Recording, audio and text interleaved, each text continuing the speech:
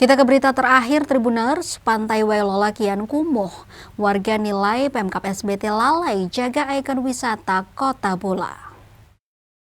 Keindahan Pantai Wailola, ikon wisata andalan masyarakat Kota Bula, Kabupaten Seram Bagian Timur atau SBT, perlahan mulai pudar.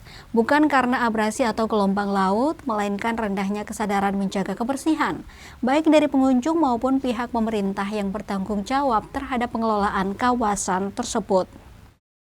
Pantauan tribunambon.com, Sabtu 2 November 2025, tumpukan sampah terlihat berserakan di area terbuka dekat tulisan besar Pantai Wailola.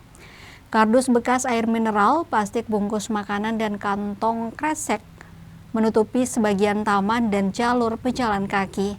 Kondisi ini menimbulkan kesan kumuh dan mencederai citra pantai yang selama ini menjadi kebanggaan masyarakat Bula. Padahal Pantai Wailola kerap menjadi lokasi acara resmi pemerintah, kegiatan olahraga, hingga tempat rekreasi keluarga. Setiap akhir pekan, kawasan ini dipadati pengunjung dan masyarakat dari berbagai penjuru kota. Namun ironisnya, sampah yang ditinggalkan para pengunjung tidak segera dibersihkan dan justru dibiarkan menumpuk. Hal itu juga disampaikan salah satu warga setempat, Farida, 41 tahun, saat diwawancarai tribunambon.com di lokasi. Ia menilai persoalan kebersihan di Pantai Wailola bukan hanya tanggung jawab pemerintah, tetapi juga mencerminkan budaya masyarakat yang belum sadar lingkungan. Selain kesadaran masyarakat, minimnya fasilitas pendukung seperti bak penampung sampah hingga lampu jalan semakin memperburuk situasi. Akibatnya, pengunjung kesulitan membuang sampah dengan benar atau gelap di malam hari. Warga berharap Pemkab SBT segera melakukan gerakan kebersihan terpadu, menempatkan tong sampah di setiap titik strategis, dan mengadakan edukasi lingkungan secara rutin di sekolah dan komunitas. Karena jika dibiarkan, bukan hanya keindahan Pantai Wailola yang hilang, tapi juga ancaman bagi para pengunjung.